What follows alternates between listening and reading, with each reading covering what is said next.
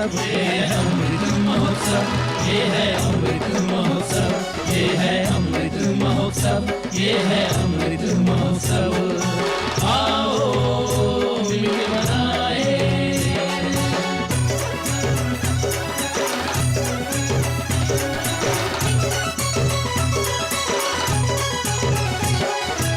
आजादी की ऊर्जा का है अमृत, नए नए विचारों का है अमृत, नए नए संकल्पों का है अमृत, आत्मनिर्भरता का ये अमृत। ये है अमृत महोत्सव, ये है अमृत महोत्सव, ये है अमृत महोत्सव, ये है अमृत महोत्सव। आओ मिलके मनाए। जब देश की आज़ादी हेतु हुए वीर कुर्बान, नम आँखों से याद करते हम वो स्वतंत्रता संग्राम। नमस्कार दर्शकों, मैं शशि आज के विशेष कार्यक्रम आज़ादी के अमृत महोत्सव में आपका बहुत बहुत स्वागत करती हूँ। भारत के इतिहास में स्वतंत्रता संग्राम एक अति महत्वपूर्ण घटना है। यह वही संग्राम है जिसने हमें अंग्रेज़ों की गुलामी से आज़ादी दिलाई और साथ ही असंख्य देशभक्तों ने इसमें अपने योगदान दिए। आज हम चर्चा करने जा रहे हैं भारत की स्वतंत्रता संग्राम में बिहार के सेनानियों के योगदान के बारे में। इस विषय पर चर्चा करने के लिए आज हमारे साथ मौजूद हैं बहुत ही खास मेहमान नवीन सिंह परमार जी। आपका बहुत बहुत स्वागत है सर हमारे आज के विशेष कार्यक्रम में। सर सर्वप्रथम आपसे ये जानना चाहूँगी कि हमारे बिहार के जो महान वीर सपूत हुए उनका स्वतंत्रता आंदोलन में क्या योगदान रहा है। नमस्कार, आप सभी दर्शकों को अपने स्वतंत्रता के अमृत महोत्सव की हार्दिक शुभकामनाएं। जैसा कि प्रश्न है कि बिहार के सपूतों को आज़ादी के संग्राम में क्या भूमिका रही है, तो अगर मेरे दृष्टि से देखा जाए तो बिहार को अगर छोड़ दिया जाए तो आज़ादी का इतिहास अधूरा हो जाएगा। आज़ादी की पूरी इतिहास में जो 2-3 उस समय के स्टेट प्रोविंस जिसको कहते थे, वो महत्वपूर्ण भूमिका, एक तरह से रोल मॉडल थे, कड़ी के रूप में काम कर रहे थे, उसमें बिहार हमारा महत्वपूर्ण था। और आज़ादी की बात को अगर हम करें तो 1857 से आधिकारिक रूप से माना जाता है कि 1857 से आज़ादी की लड़ाई विध्वंस शुरू हुई थी। लेकिन बिहार की भूमिका की हम बात करें 1768 से 1857 के बहुत पहले 1768 से आज़ादी का इतिहास है, आज़ादी की लड़ाई का इतिहास में बिहार की भूमिका है। तो मुझे लगता है कि देश के जो सबसे महत्वपूर्ण स्वतंत्रता सेनानी रहे हैं उसमें बिहार के प्रथम 5 की अगर चर्चा हम करेंगे तो उसमें से निश्चित रूप से 3-4 बिहार के सेनानियों का नाम है। इसलिए आज़ादी के इतिहास की जब भी शुरुआत होती है, आज़ादी के इतिहास की हम चर्चा करते हैं तो बिहार से ही शुरू होती है और बिहार का अपना एक महत्वपूर्ण योगदान है आज़ादी के लड़ाई में। सर आपने अभी बिहार के सेनानियों के बारे में बातें बताई, आज़ादी की लड़ाई की बातें बताई, तो मैं ये कहना चाहूँगी कि हमारी महिलाएं जो है वो भी पीछे नहीं थी, काफ़ी बढ़ चढ़कर उन्होंने हिस्सा लिया। तो आज़ादी की लड़ाई में उनके क्या योगदान रहे, इस बारे में आप हमारे दर्शकों को कुछ बताएं। जैसा कि बिहार के आज़ादी की लड़ाई में बिहार के जो महिलाएं हैं उनकी अगर हम चर्चा करें तो बहुत ही बृहद इतिहास है बिहार के, और एक छोटे से कार्यक्रम में हम सबकी चर्चा तो नहीं कर सकते, लेकिन कुछ ऐसे महत्वपूर्ण नाम हैं जिनके बिना आज़ादी का इतिहास और विशेष रूप से बिहार के योगदान की चर्चा पूरी नहीं हो सकती है। उसमें मैं सबसे पहला नाम लेना चाहूँगा देश के जो बड़े स्वतंत्रता सेनानी हुए हैं जिनकी चर्चा आज भी होती है, वो लोकनायक जयप्रकाश नारायण जी की। जयप्रकाश नारायण जी की पत्नी प्रभावती देवी प्रभावती देवी अगर नहीं होती, जयप्रकाश नारायण जी का जब हम इतिहास पढ़ते हैं, प्रभावती देवी नहीं होती तो शायद जयप्रकाश नारायण नहीं हुए होते हैं। देश के प्रथम राष्ट्रपति डॉक्टर राजेंद्र प्रसाद की धर्मपत्नी राजबंशी देवी, उनका भी एक बड़ा योगदान है, प्रभावती देवी का बड़ा योगदान है। और मैं अपने को बहुत सौभाग्यशाली मानता हूँ कि मैं जिस ज़िले से आता हूँ, ये दोनों नाम उसी ज़िले की हैं। सिवान की थी प्रभावती देवी, सिवान की थी राजबंशी देवी। और हम आगे अगर बिहार के परिप्रेक्ष्य में चर्चा करें तो जिस समय हम झारखंड हमारे साथ जुड़ा हुआ था, आज़ादी की लड़ाई में झारखंड अलग स्टेट नहीं था और बिहार था। बिहार की प्रथम महिला सेनानी जो जेल गई वह मीरा देवी थी। वह झारखंड अभी जो वर्तमान में झारखंड है, झारखंड के हजारीबाग की रहने वाली थी और अंग्रेज़ों के विरुद्ध बड़ा संघर्ष करके जेल गई और वह प्रेरणा बनी बिहार के महिला सेनानियों के लिए। हम चर्चा को अगर आगे बढ़ाते हैं तो सारण जिले में एक मलखाचक गांव आता है। मलखाचक गांव की दो बहनें सरस्वती और राधा, उनका बड़ा इतिहास है। आज़ादी की जब महिला सेनानियों की चर्चा होती है, दोनों बहनों की चर्चा होती है। दोनों बहनें थाना पर तिरंगा फहराने के आरोप में जेल गईं और दोनों अंडर एज थी जिस समय गई।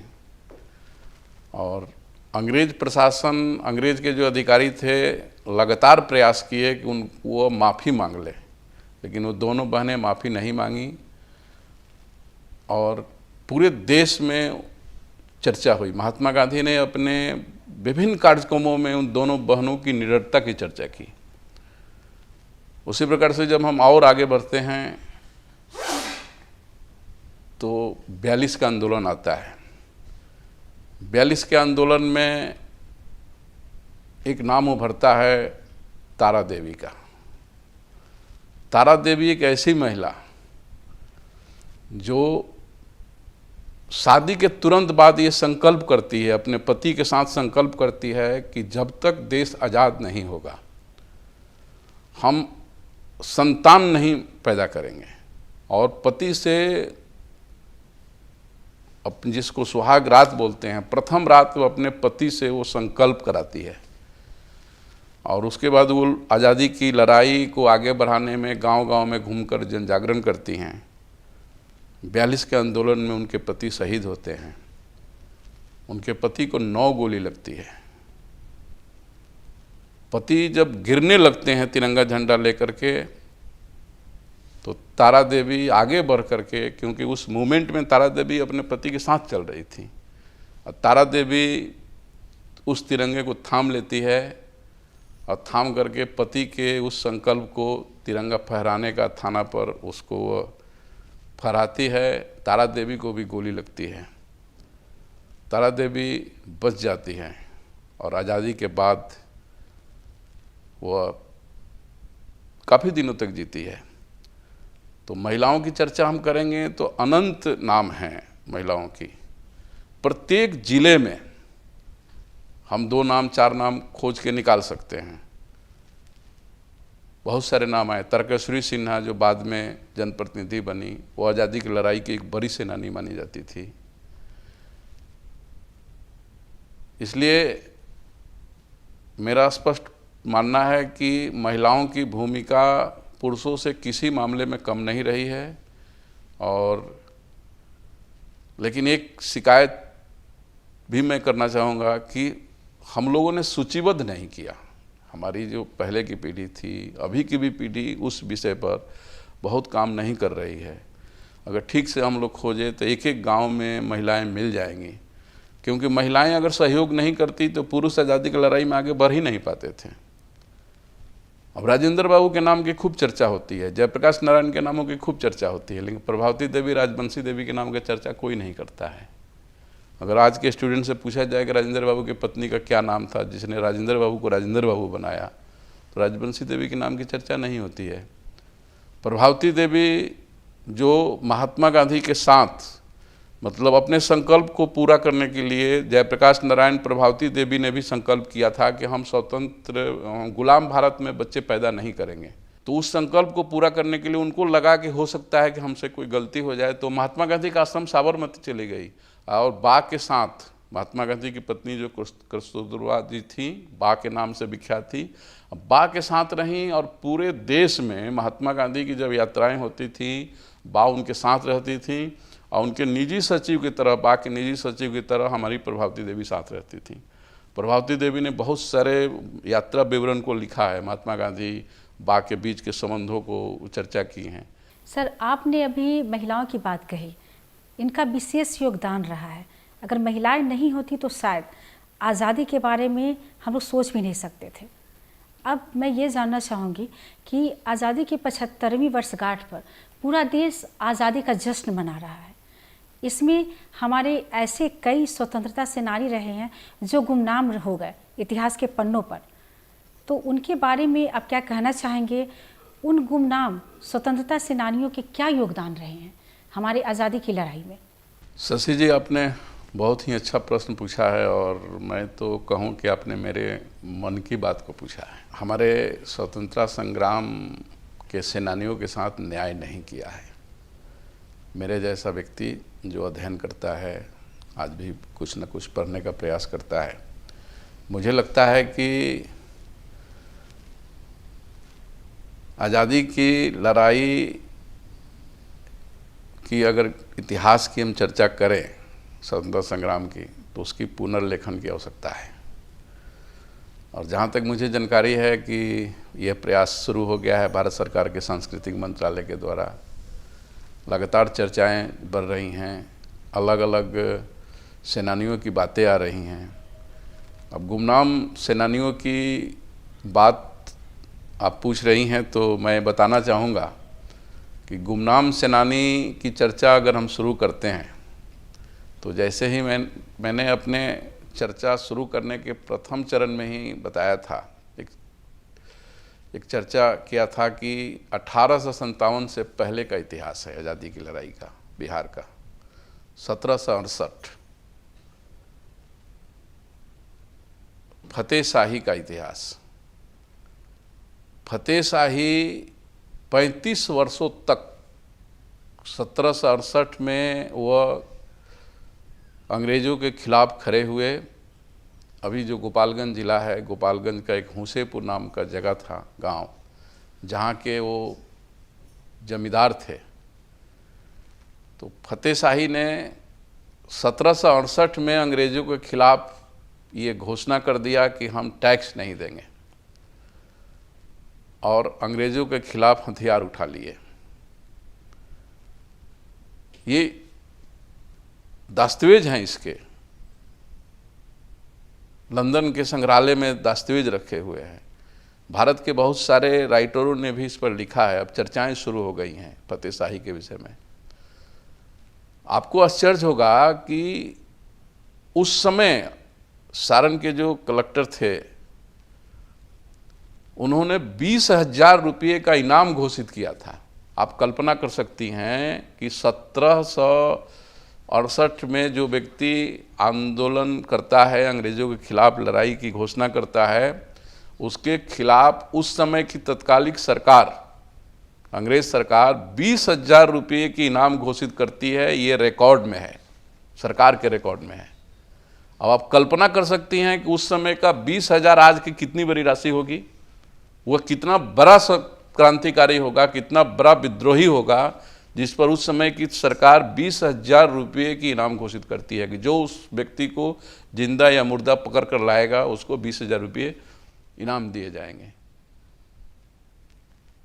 लेकिन जब हम आज़ादी की इतिहास पढ़ते हैं, विद्यालयों में पढ़ते हैं, महाविद्यालयों में पढ़ते हैं, लाइब्रेरी में जाकर पढ़ते हैं, तो फतेह शाही के नाम की चर्चा नहीं होती है। देश के इतिहासकारों ने फतेह शाही के साथ न्याय नहीं किया। फिर मैं आगे बढ़ना चाहूँगा। आज़ादी की लड़ाई 2-3 चरणों में हुए हैं। जो सबसे करेंट का चरण था, जिसके बाद आज़ादी मिल गई, 42 की बात करें, हम भारत छोड़ो आंदोलन की बात करें, तो जब 42 का आंदोलन घोषित हुआ, भारत छोड़ो आंदोलन की जब चर्चा महात्मा गांधी ने की, तो पूरे देश में इसकी सुगबुगाहट हुई। लेकिन वह मूवमेंट जो था वह एक तरह से जोर नहीं पकड़ रहा था। उसी समय एक घटना घटती है 11 अगस्त को। जिस पाटलिपुत्र की धरती पर हम लोग बैठे हैं, उसी पाटलिपुत्र की धरती पर 11 अगस्त को एक घटना घटती है। और जब घटना घटती है, उस घटना के बाद पूरा देश सड़क पर उतर जाता है। पूरे देश में अंग्रेजों के खिलाफ लोग सड़क पर उतर जाते हैं। महिलाएं, बच्चे, बूढ़े, सारे लोग उतरते हैं। वो घटना क्या थी? उस समय की सचिवालय पर तिरंगा फहराने का अभियान। पटना के छात्र सड़क पर निकलते हैं तिरंगा लेकर के, और तिरंगा फहराया जाता है। 7 लोगों की शहादत होती है।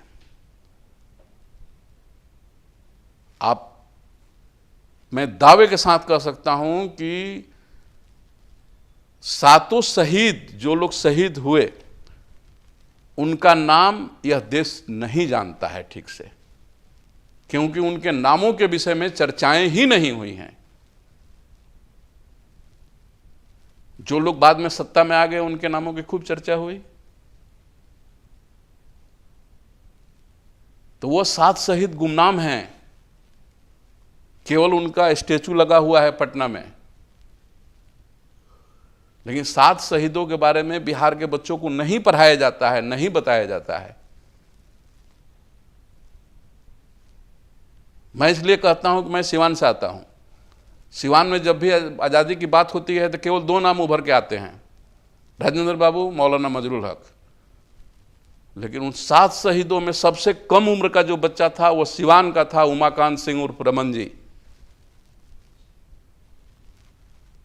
जो 11 अगस्त को बलिदान हो जाता है। लेकिन जब सिवान में आज़ादी की सेनानियों की बात होती है तो रमन जी के नाम की चर्चा नहीं की जाती है। इससे बड़ा गुमनामी क्या हो सकता है? इससे बड़ा अन्याय क्या हो सकता है हमारे शहीदों के साथ? फिर आगे बढ़े हम 42 की ही आंदोलन की बात करें हम। 42 के आंदोलन में 11 अगस्त से 23 अगस्त के बीच में सिवान में 14 लोगों की शहादत हुई है। 11 अगस्त से 23 अगस्त के बीच में 14 लोगों की शहादत हुई है। आप कल्पना कर सकती हैं, एक जिला, एक अनुमंडल था उस समय, एक अनुमंडल में 14 लोग अपनी शहादत देते हैं 42 के आंदोलन के लिए। लेकिन सिवान के बच्चे नहीं जानते हैं उनको, बिहार के लोग नहीं जानते हैं उनको। हर जिले में शहादत हुई थी। केवल सत्याग्रह कर देने से देश को आज़ादी नहीं मिली। आज़ादी खून जब दिया गया था उसके बाद आज़ादी मिली थी, और सारे खून देने वाले लोग लगभग गुमनाम हो गए। मैं केवल एक जिले की बात कर रहा हूं। एक जिले में 11 अगस्त को रमन जी की शहादत होती है पटना के पाटलिपुत्र की धरती पर। वह सिवान की पहली शहादत थी 42 आंदोलन की। सिवान एक छोटा सा अनुमंडल था उस समय। उसके बाद 23 अगस्त तक हर 2-3 दिनों पर कोई ना कोई शहादत हुई है, और उस शहादत में 14 लोग, आप कल्पना कर सकती हैं, 14 लोग सिवान के केवल शहीद हुए हैं। अगर इसी प्रकार से हर जिले का अगर सर्वे किया जाए, हर जिले में कुछ नाम निकलेंगे। सैकड़ों, हजारों में नाम है जिनको लोग नहीं जानते हैं। ये गुमनाम नाम है। इसलिए मैं पुनः कहना चाहूँगा दर्शकों से भी कि हम अमृत महोत्सव मना रहे हैं। आने वाले 75 साल पूरे हो गए हैं, और 25 साल तक ये कार्यक्रम एक तरह से चलने वाला है। शताब्दी मनाएंगे हम। तो इस शताब्दी जब 25 साल के अंदर कम से कम हम अपने गांव, अपने ज़िले के गुमनाम शहीदों के नाम को खोज करके सूचीबद्ध करें। आने वाले समय में उनका एक डाटाबेस तैयार करें, क्योंकि जब हम आज़ादी का शताब्दी वर्ष मनावें तो ये नहीं कहें कि ये अब शहीद गुमनाम है, ये प्रश्न ही नहीं आए। हम सारे शहीदों की चर्चा करें। हमारे आज़ादी की लड़ाई जो है वो बहुत लंबी चली, तो बिहार में आप इनको कितने चरणों में बांटेंगे इस लड़ाई को? शशि जी, स्वतंत्रता आंदोलन की अगर हम बात करें तो सबसे पहले तो ज़रूरत है कि स्वतंत्रता आंदोलन को ठीक से लिपिबद्ध किया जाए, कि बहुत कन्फ्यूजन है स्वतंत्रता आंदोलन के इतिहास की। जब भी हम चर्चाएं करते हैं, एक विद्यार्थी के नाते, एक पत्रकार के नाते लोगों से बातें होती है, पढ़ते हैं हम लोग, तो मेरा स्पष्ट मत है कि हमें फतेह बहादुर शाही से चर्चा शुरू करनी चाहिए। तो एक चरण हम ये मान के चलते हैं कि 1857 के पहले का जो कालखंड था वो एक चरण था। उसके बाद 1857 की बात आती है। 1857 में भी बिहार की बड़ी भूमिका रही है, क्योंकि 1857 की पहली गोली जिस व्यक्ति ने चलाया था वो बिहार के पड़ोसी जिले का था, सारण का पड़ोसी जनपद जो ये उत्तर प्रदेश का बलिया कहलाता है। और उस समय ऐसा था कि शाहाबाद, बिहार का जो शाहाबाद का क्षेत्र है, आरा, बक्सर, ये, उसके बाद उत्तर प्रदेश, अभी उत्तर प्रदेश का वह पूर्वांचल, उसके बाद सारण, बिहार का सारण, जिसमें अभी छपरा, सिवन, गोपालगंज आते हैं। ये जो इलाका था, इस इलाके के लोग उस समय अंग्रेजों के सेना में बहुतायत संख्या में थे। गाँव में, हमारे यहाँ हर गाँव में सैनिक मिलते हैं, तो एक बहुत बड़ी संख्या थी फौज में, शाहाबाद, बलिया, पूर्वांचल और सारण क्षेत्र के लोगों का। तो जब मंगल पांडे ने पहली गोली चला दी और 1857 का बिगुल बज गया, तो ये सारे सैनिक विद्रोह कर गए थे। तो आज़ादी की लड़ाई में ये कूद पड़े थे, तो वो इसको हम एक चरण मानते हैं। उस समय सारण जिला जो है, छपरा जिला जिसको बोलते हैं, पूरा सारण जिला 1857 में बलिया, उत्तर प्रदेश का, ये दोनों जिला अपने को स्वतंत्र घोषित कर दिए थे। ये छोटी बड़ी घटना नहीं है, छोटी घटना नहीं है। 1857 में ये दोनों जिला अपने को स्वतंत्र घोषित कर दिए थे। और वहाँ के प्रशासक जो थे, अंग्रेज कलेक्टर थे बलिया के, वो भाग गए, सारण के कलेक्टर भाग गए, और सारण के कलेक्टर एक जमींदार थे पीर अली जी, जो आज़ादी की लड़ाई में उनकी भी बड़ी भूमिका है। तो सारण के कलेक्टर ने सारण का प्रभार पीर अली को सौंप करके वो कलकत्ता भाग गया। पूरा का पूरा सारण का क्षेत्र स्वतंत्र हो गया, सारण का क्षेत्र स्वतंत्र हो गया, बलिया स्वतंत्र हो गया। इसको दबाने के लिए अंग्रेजों ने गोरखा रेजिमेंट को ले आया यहाँ। तो ये 1857 का जो कालखंड था, ये भी एक चरण है आज़ादी का। ठीक है, उस समय हम अनुशासित नहीं रह पाए, तैयारी हमारी बहुत अच्छी नहीं थी, तो हमारे आंदोलन को दबा दिया गया, उसको सिपाही विद्रोह घोषित कर दिया गया। लेकिन बाद में स्वतंत्र वीर सावरकर के रिसर्च ने उस सिपाही विद्रोह को भारत का प्रथम स्वतंत्रता संग्राम घोषित किया। बाद में दुनिया ने उसको माना। तो ये एक चरण है। फतेह शाही के समय का जो एक आंदोलन था, वो एक चरण था, ये एक दूसरा चरण था। उसके बाद जब हम आधुनिक परिवेश में आते हैं, जब आज़ादी की लड़ाई में नए लोग जुड़ गए, महात्मा गांधी आकर जुड़े, कई लोग जुड़े, तो अब बिहार के इतिहास की जब चर्चा करेंगे तो उस समय एक चरण चंपारण सत्याग्रह है, जो आज़ादी की लड़ाई की एक बहुत बड़ी कड़ी के रूप में चंपारण सत्याग्रह को लिया जाता है। महात्मा गांधी चंपारण सत्याग्रह में शामिल हुए और वो बैरिस्टर थे, जननायक बने चंपारण सत्याग्रह में। चंपारण में आप जब आज़ादी की इतिहास पढ़ेंगी तो वह कोट टाई और पैंट सूट पहन करके चंपारण आए थे, और चंपारण से जब गए तो धोती पहन के गए। एक ही धोती को पहनना और शरीर पर रखना, ये चंपारण ने उनको सिखाया। तो चंपारण सत्याग्रह एक बहुत बड़ा चरण है। चंपारण सत्याग्रह के बाद आज़ादी की लड़ाई ने रंग बदल दिया, सत्याग्रह एक हथियार मिल गया। उसके बाद और हम चरण की अगर बात करेंगे तो कांग्रेस का एक गया में अधिवेशन हुआ था, वो भी आज़ादी की लड़ाई का एक बहुत महत्वपूर्ण चरण है बिहार में। तो उसके बाद असेंबली के चुनाव हुए थे, उस समय के जो अंग्रेज़ों के देखरेख में असेंबली के चुनाव हुए थे, और उसमें बहुत सारे लोग जो बाद में संविधान सभा के सदस्य बने, देश आज़ाद हुए तो बिहार सरकार में, भारत सरकार में मंत्री बने, ऐसे बहुत सारे लोग उस असेंबली चुनाव में पहली बार चुनाव लड़े और असेंबली चुनाव में चुनाव लड़े और उससे चुनाव जीते। वो चुनाव जीते तो जो बाद का राजनीतिक नेतृत्व पैदा हुआ अपने देश का, वो गया अधिवेशन में ही तय हुआ था कि हम लोग चुनाव लड़ेंगे। तो गया अधिवेशन एक बहुत बड़ा टर्निंग पॉइंट है राजनीतिक नेतृत्व पैदा करने के लिए। चंपारण आंदोलन भी एक टर्निंग पॉइंट था आज़ादी का, गया अधिवेशन भी एक टर्निंग पॉइंट था। फिर आगे बढ़ते हैं तो 42 का मूवमेंट आता है। 42 का मूवमेंट पूरे बिहार को, 42 का मूवमेंट को मूवमेंट बनाया, पूरे देश में मूवमेंट बनाया बिहार के आंदोलन ने।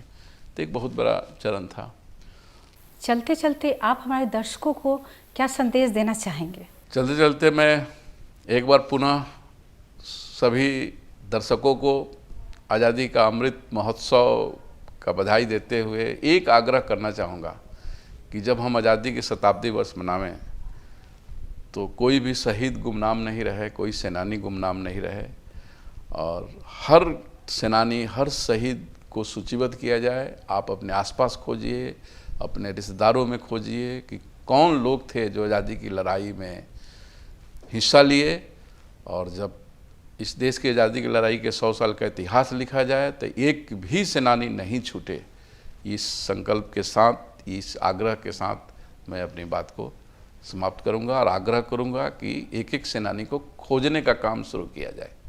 सर, आप हमारे इस कार्यक्रम में आए और हमारे दर्शकों को इतनी महत्वपूर्ण जानकारियाँ दी, इसके लिए आपका बहुत बहुत धन्यवाद। दर्शकों, अभी आपने हमारे बिहार के स्वतंत्रता सेनानियों के बारे में जाना। आपको हमारा ये कार्यक्रम कैसा लगा? आप हमें सुझाव दे सकते हैं। हमारा पता है द्वारा केंद्र निदेशक डीडी बिहार, दूरदर्शन केंद्र, फ्रेजर रोड, पटना 800001। आप हमें ईमेल भी कर सकते हैं। हमारा ईमेल आईडी है directorddk@gmail.com। आज के कार्यक्रम में बस इतना ही। अगले अंक में हम फिर मिलेंगे एक नए विषय और विशेषज्ञ के साथ। तब तक के लिए मुझे और मेरी पूरी टीम को दीजिए इजाज़त। नमस्कार।